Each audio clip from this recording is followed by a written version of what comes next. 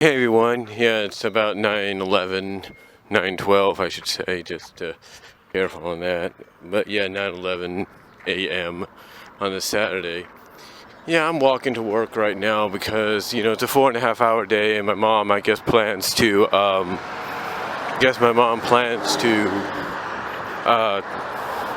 sorry for all the traffic. It's kind of ironic that you do this and that's when traffic arrives. But anyway, my mom plans to come to the store and shop a little bit, so, what are you going to do? But anyway, I thought I'd kind of take this moment to talk about a subject that I talked about briefly over some of the Sonic forums and all that. And it'll probably have a similar title, maybe a little shorter, knowing YouTube standards when it comes to titles of your videos. Hold on for a sec. Like I said, the title might be shorter depending on YouTube's standards when it comes to titling your video. But I thought I'd take this moment to kind of talk about something, and I'll provide a link to the forum. You guys can check it out there, or to the topic at the message board that I put. But kidding or not, why was Ian Flynn considering making Sally Acorn, Princess Sally Acorn, gay/lesbian in this soft retcon reboot of the continuity and timeline? Hold on for a sec.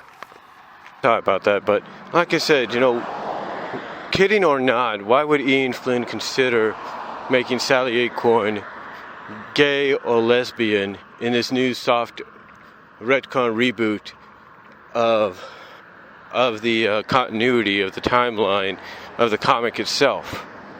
I can understand, joking or not, considering it as a possibility if given the chance. Why would you, in the eyes of a lot of fans, and even myself, why would you take 20 plus years of character development in two different formats in which she's appeared? That being the comic, which has been a majority of her existence, as well as the Sonic Sat AM cartoon. Why would you take all that character development, all that character creating, all that character building and rebuilding and stuff? Why would you want to take 20 years of that and chuck it out the window to turn this character gay or lesbian? Gay/lesbian. Why would you do that?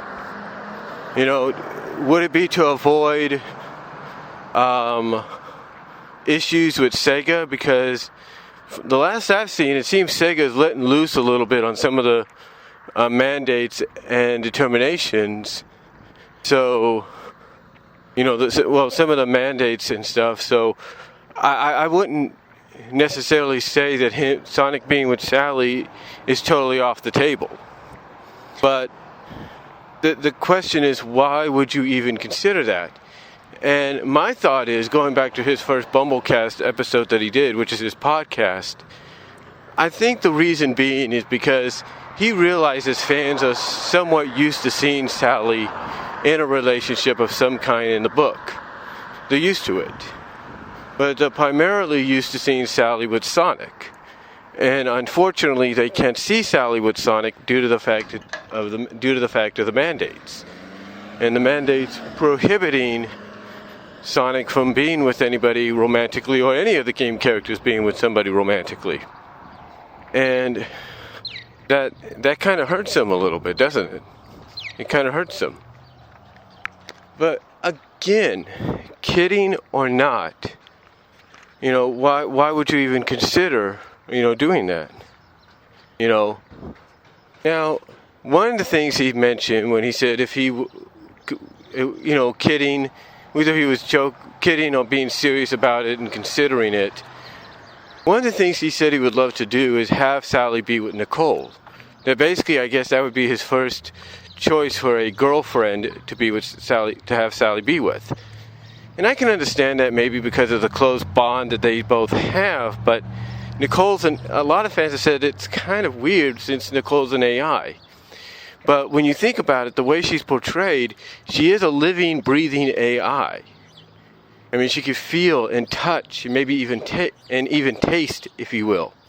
So, for someone like Nicole, be chosen by Ian to be that opposite to Sally, I'm not surprised by it. I'm not surprised by it, but it's more along the lines of, again, why? Why would you consider it? Now, hold on. Sorry about that. I was getting some breakfast. Like I said, I was getting breakfast. But like I said, why would he want to, make Nicole the first choice? I mean, I can understand doing what you can to avoid, any kind of mandates or anything. You don't want to do anything. But I can also understand maybe, in a sense, you want to make a little history. You want to take one of the most iconic characters with the franchise from a non-gaming perspective and say, hey, look, now she's lesbian. And maybe, as some people intend with Frozen 2, or hope to intend with Frozen 2, it allows the younger readers, the younger audience to kind of accept that. But here's the problem, though. Here's the problem. It's got to be Sega's call. It can't be Archie's, and it can't be Ian's. Even Stanley, even Evan Stanley, she created gold, if you will, in the recent silver arc in Sonic Universe, and tried to acknowledge, Gold's bisexual, but the thing is, you could say Gold is, but doesn't mean she is. So, and again, what would the reason be to make Sally lesbian and gay? And like I asked this morning, how would you approach it? How would you approach this change? How would you acknowledge it or hint it? What comic would you start hinting or start approaching it in? Acknowledging it in? What story arc with issues? Stuff like that. To me, those are questions you have to have answered. And who would you have revealed? Would it be someone new, or would it be Nicole, or would it be someone no one was expecting? How would you approach it if Sega, let's say for the sake of argument, agreed to let you do it? That is the question. But let me know what your guys' thoughts are. I'll provide a link down below to the topic, and I do suggest joining Archie Sonic Online. It is a great place to go. And I will talk to you all later, but let me know what you guys' thoughts on this topic here, that even though he may have been considering it from a kidding standpoint,